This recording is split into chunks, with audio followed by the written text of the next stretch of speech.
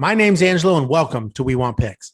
This is the only channel dedicated to UFC fight picks and DraftKings lineups run by MMA insiders and professional fighters.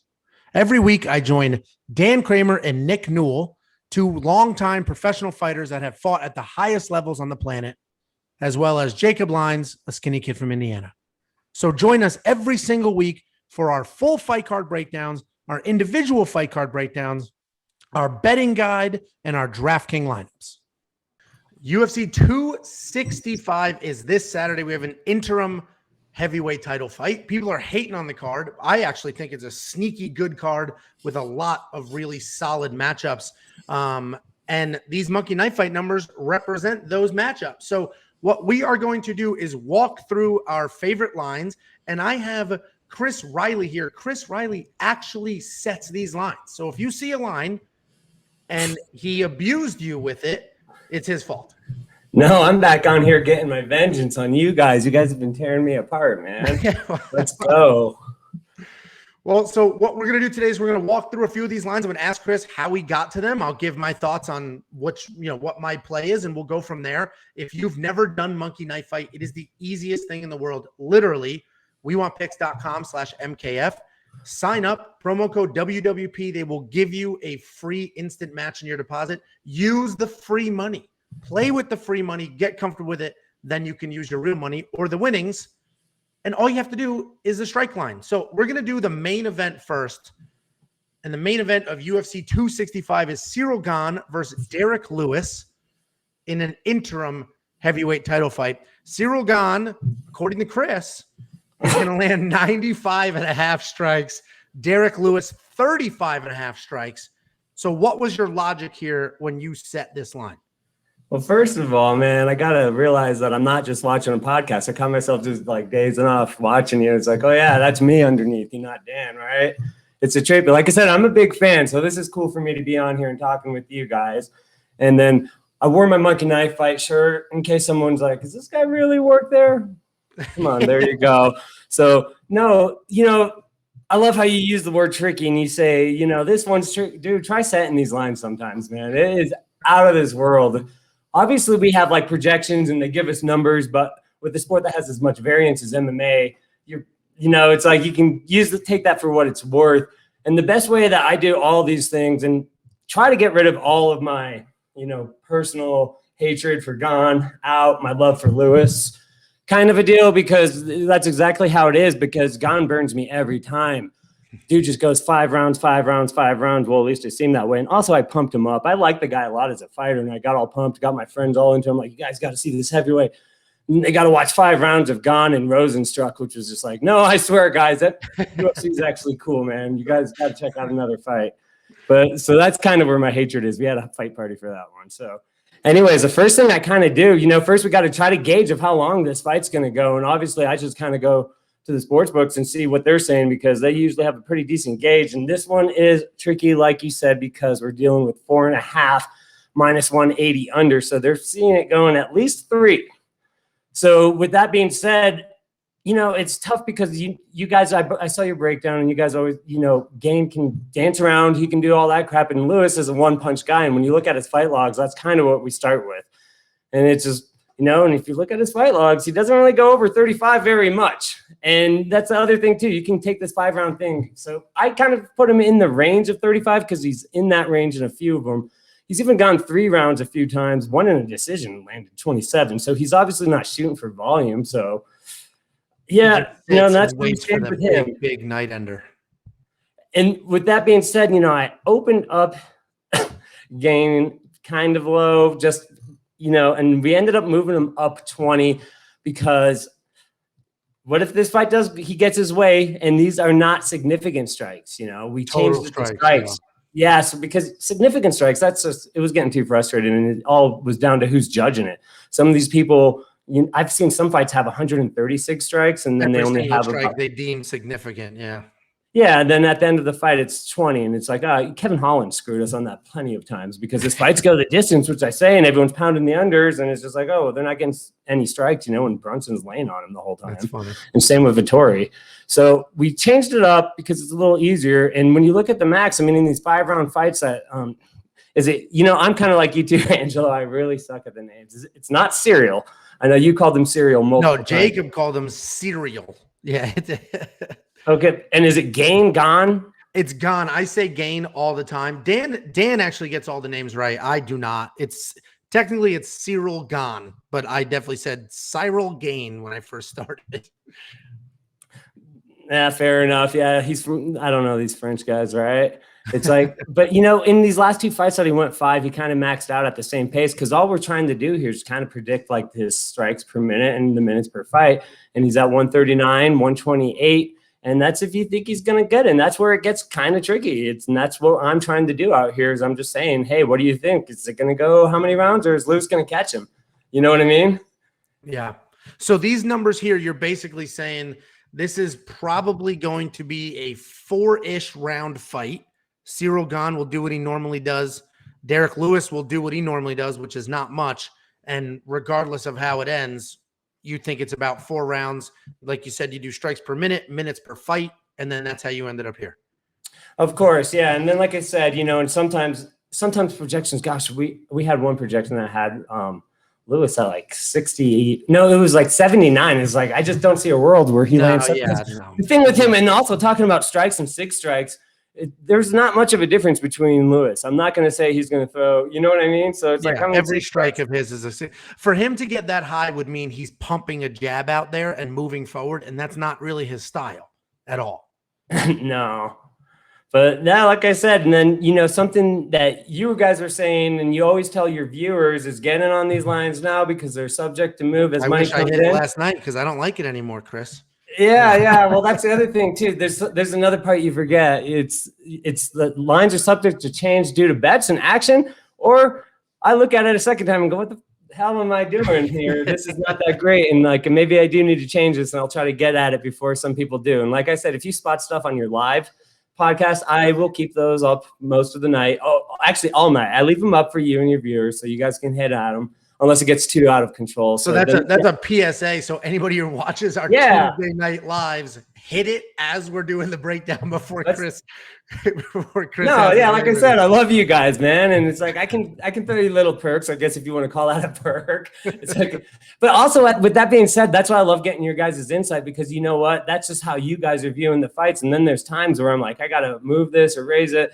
And then the public's just not thinking the same, and to be honest with you, they do some wild stuff. And sometimes I'm on your side, so sometimes I'm hoping you guys take us out because I need that. So, that's where the balancing act kind of comes in. Like I said, I love my job. It's pretty fun. And also, like I said, thank you guys for showing up the way you guys do. I know it's hard to kind of make it every single week. And when you got people like me, it's a grind, especially with UFC, considering that it's not like you're doing the same teams over and over against other teams. It's always new fighters, always stuff. We have to learn new fighter, especially it's one thing if Cyril Gane fought every weekend, and he's actually been pretty busy last few months.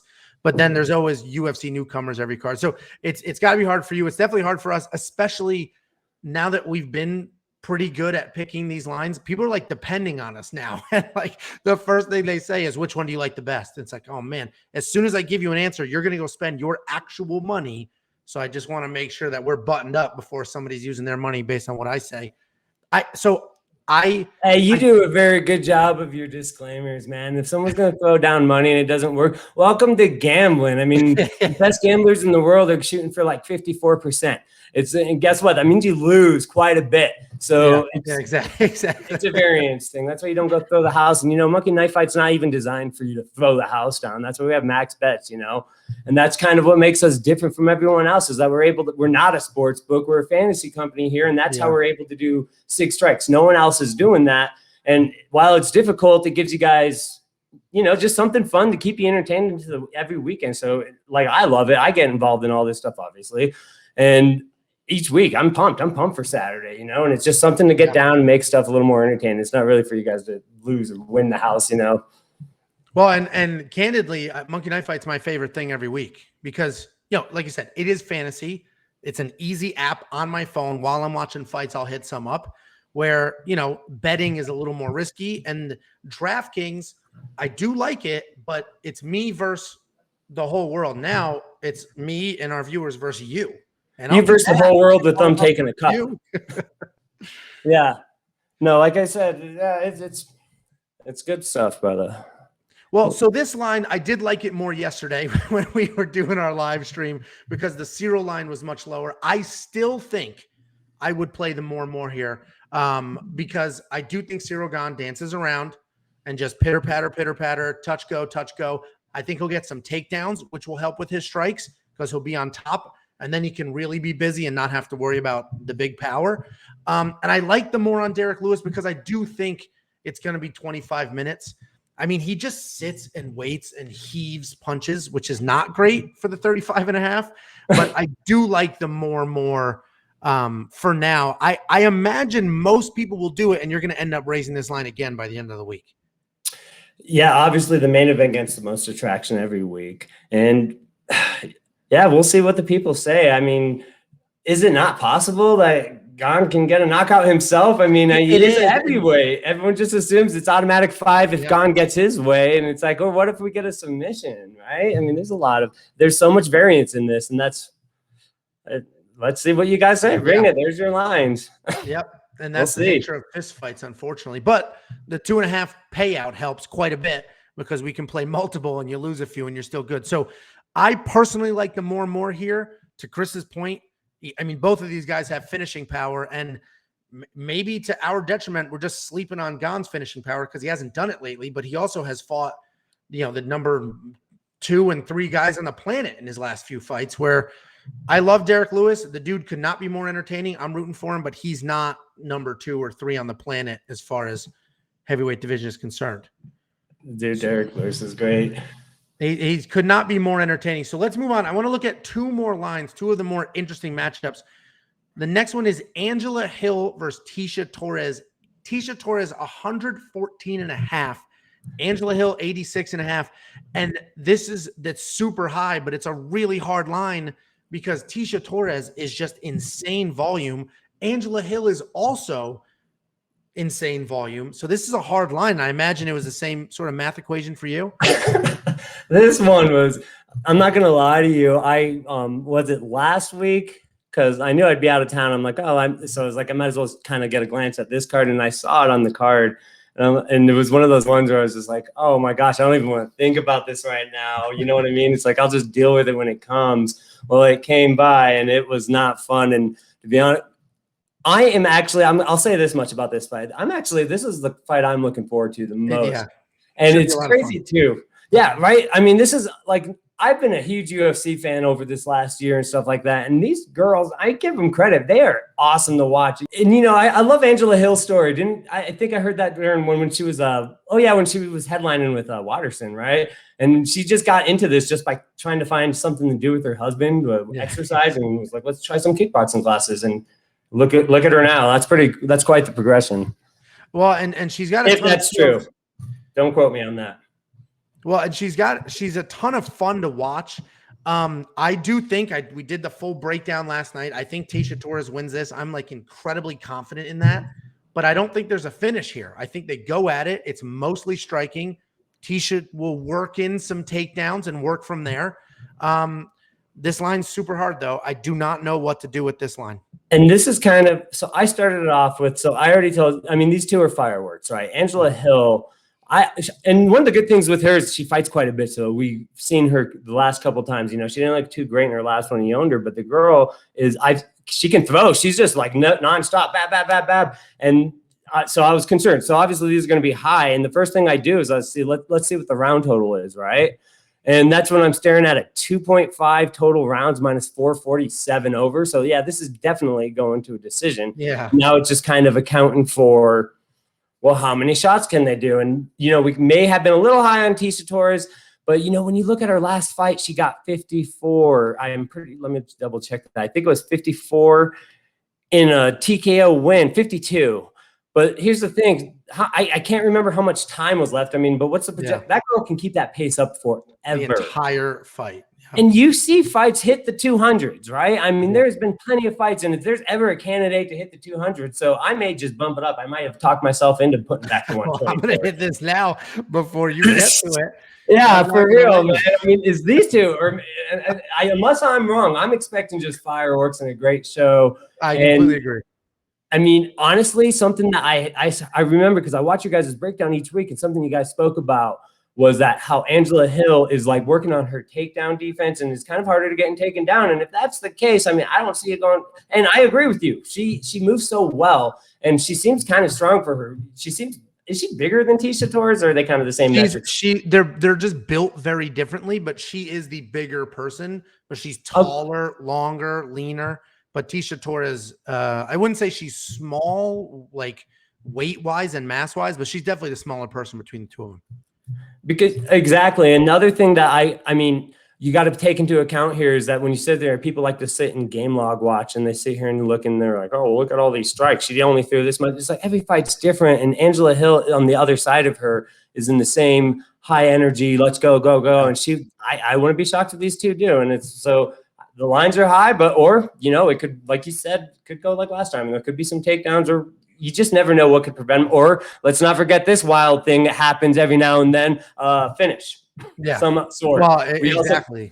Exactly. Like, that's another thing. I feel like you get so caught up in these numbers, and you see 2.5 minus 400, and then sure enough, those are the fights that end in some stupid arm or whatever it is. So there's that aspect too. I mean, you got a lot of things favoring you on the unders for some of them, but be my guest, take some under action. What are you guys thinking on this one? Well, I did the more and more. I still like the more and more in it. Because I just think they're both so tough, and they're going to keep coming forward and throw. But if that line goes up really high, I may do, I may look at the fantasy points and do something there. That might be a little easier for me, because that is hard line. That line specifically was super hard. The next one I want to look at, which hold on one second here. Sure. Let's see. All right. My early lane's about we got about 33-66 over under going right now. That's how it's coming in right now. So 2/3 of the people playing are playing the more. They're playing the less. Oh, they're playing the less.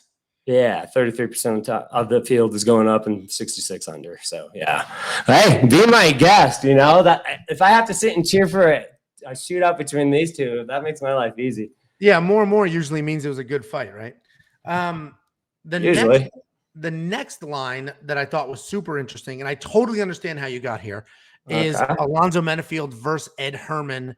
Alonzo Menafield, 42.5 strikes. Ed Herman, 29.5 strikes. You're basically, I don't want to speak for you, but you're thinking Menafield puts away Ed Herman somewhat early. I mean, let's start off with the round total, right? It's 1.5, and it's kind of favoring right now. It's pretty even juice, so they're calling for they're saying it's going to go into this early second round possibly. And this is kind of the same situation as Derek Lewis is, with the exception he's fighting Ed Herman as opposed to, and really it comes down to, so breaking down his strikes per minute, we're kind of, like we said before, we're just trying to break down how much time we think this one's going to go.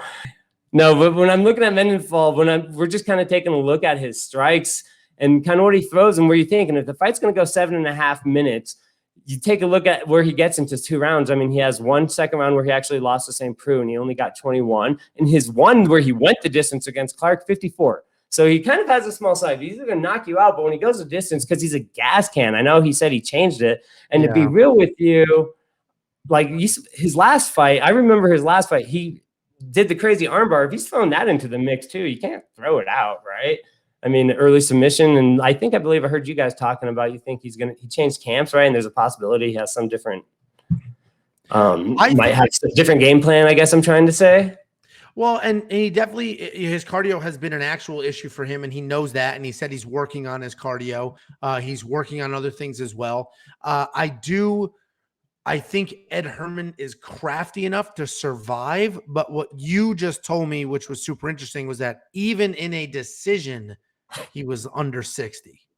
Even in his, and I imagine he came out like a ball of fire, threw most of his strikes early in the first round, and then from then on out, there wasn't much left.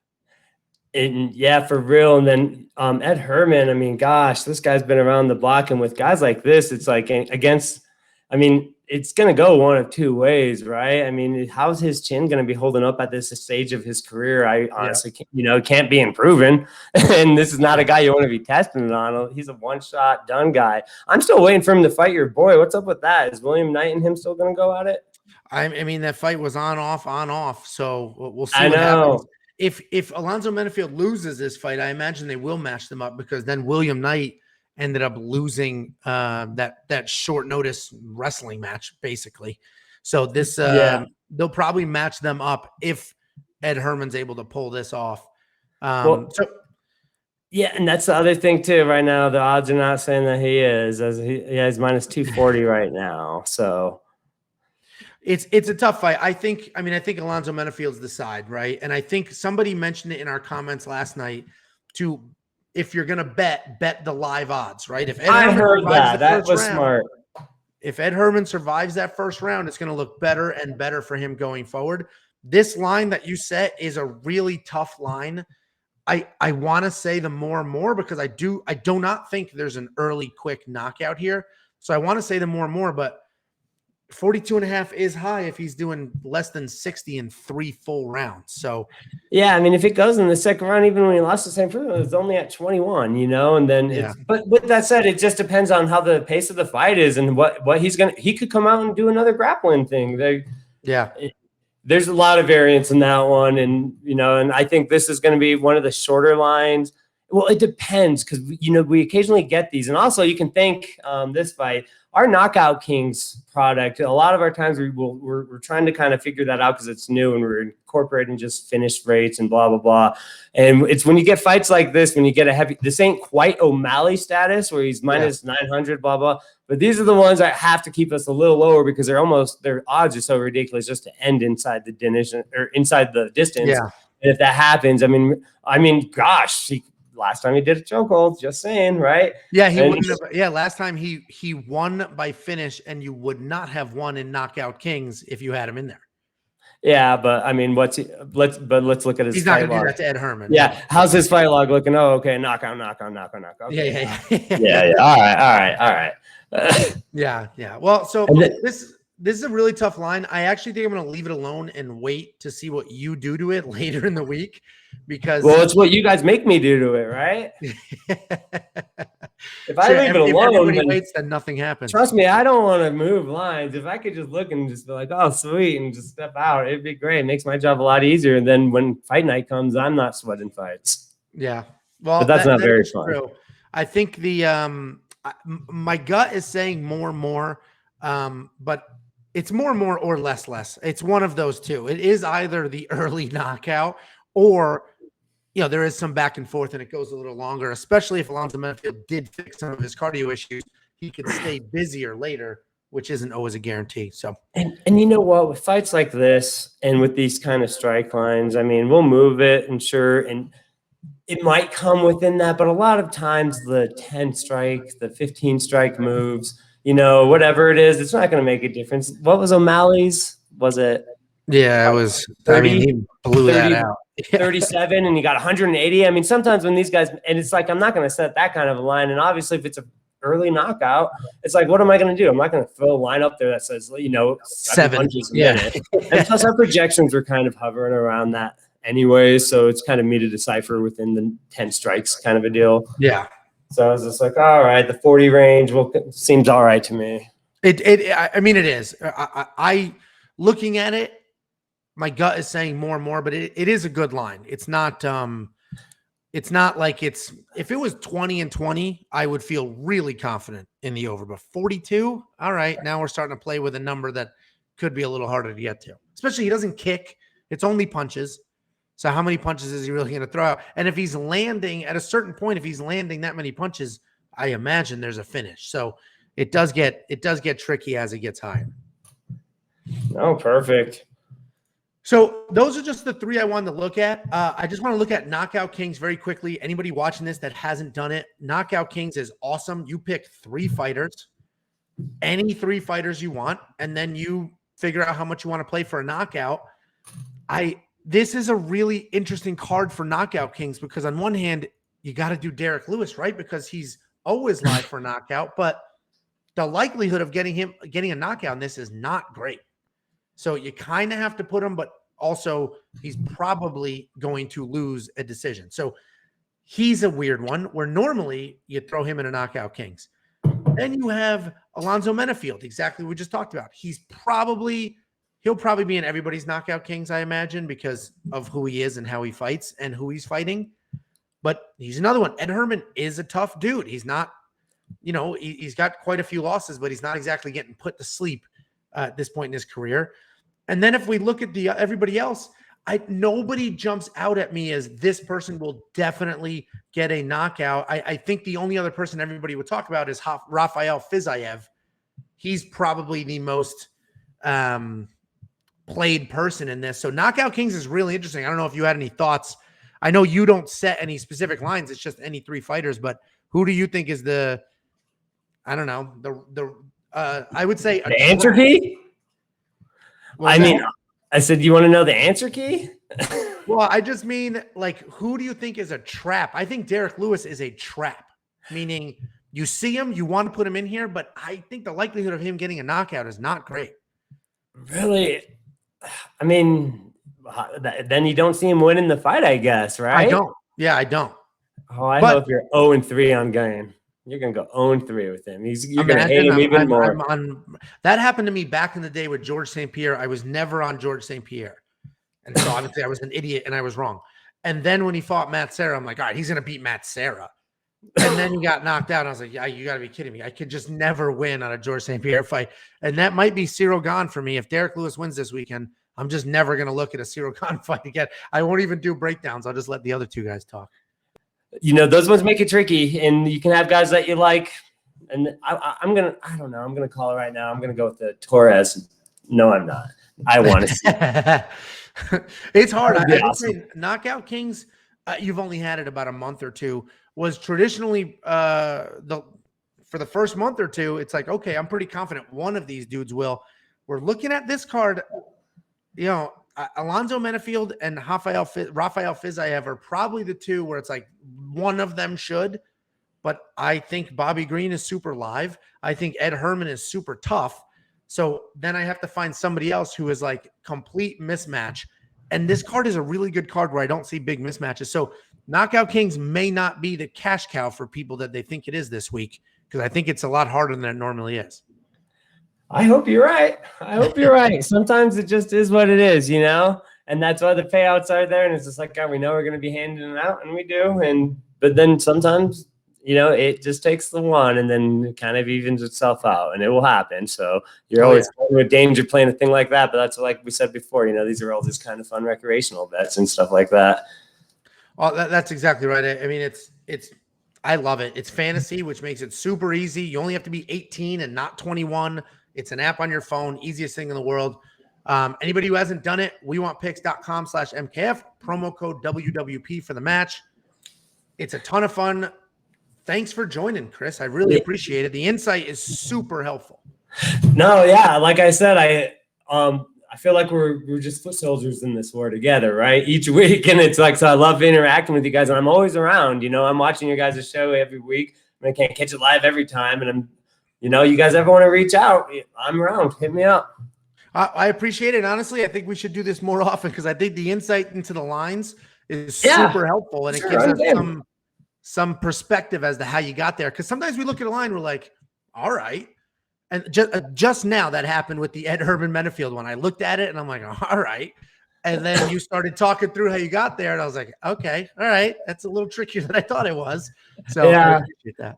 And that's all we can do. And it's try to come up with our best conclusions, see how it is. And sometimes and sometimes, trust me, I've had a couple fights that I just feel like the Rain Man. I get done and I'm like, I got to print this one out. I got him by the hook on one, and the other guy just went under by 2. And it's just like, and trust me, it happens.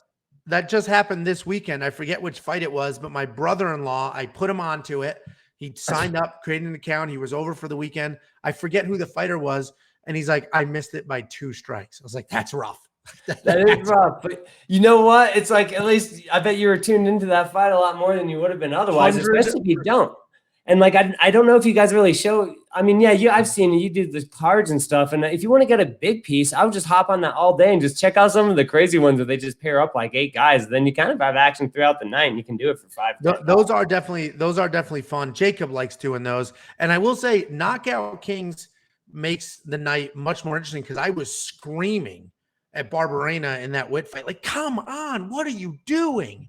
Get up!" Because he's in my Knockout Kings, and I'm like, I just need this. Please just get the stoppage. So it does add a ton of excitement. Oh, yeah. I mean, you know which one burned us bad was, oh, my gosh, Adrian Yolder. Oh, why am I spacing his name right now? Yanez. Oh, Yanez. Yeah, Adrian Yanez in the last. That was so close for us. We almost cleaned all you fools out with that. And like, because he would stick so high, and that fight was just a 180. What a fun fight to watch, though, right? Yeah, because he was getting pounded on in that. He was. And I was like, dude, this is our #1 guy that they're pounding this week. And I'm like, let's go. And then, yeah, I was just like, what is this? Yeah, that was bad. Yeah, that was funny because he was in my Knockout Kings. He was everywhere for me. And when it wasn't going well, I was like, oh, no, that's not good. But then luckily he put it back together. Good. Yeah, well, we'll see. You know, I'm excited for Saturday, and good luck. Hopefully it's not a mess this week. You know, it was a good week for me to be off. It wasn't. I mean, we're never off in this industry, but gosh, during the live stream, I was texting you. Everybody watched me text you during the live stream saying, "Hey, this fight just dropped. That fight just dropped. Could you release it?" So, and meanwhile, I'm sitting at like this baccarat table with my friend. I'm like, oh, let me see what I can do here. Getting yelled at for having my phone out. I'm like, all right, yeah. But it was still pretty chill. Like I said, I can't believe it was like 5 cards, and that's such a horrible thing that I left on the guys back at Monkey Knife Fight because I had my 2 weeks off, and I'm like, all right, see you later. Yeah, good luck. Have fun changing all the times and stuff like that and keeping up with all those cancellations. No, I love when you text me. You usually give me a great heads up. Well, I appreciate it. Thanks for hopping on. I hope everybody appreciates this because you're literally never going to get better insight on these lines than from the guy who sets them. So thanks, Chris. Really appreciate it. Of course, man. And, you know, I'll get a little better at the podcast as we. No, you're good. Podcast 1. You're very normal and natural. I'm the one who goes into a weird radio voice all of a sudden. So you're good. You're just a normal person, and that's all people care about. Yeah, man. All right. Well, thanks, and I'll talk to you guys all later. All right. Thank you. Really appreciate it. For sure.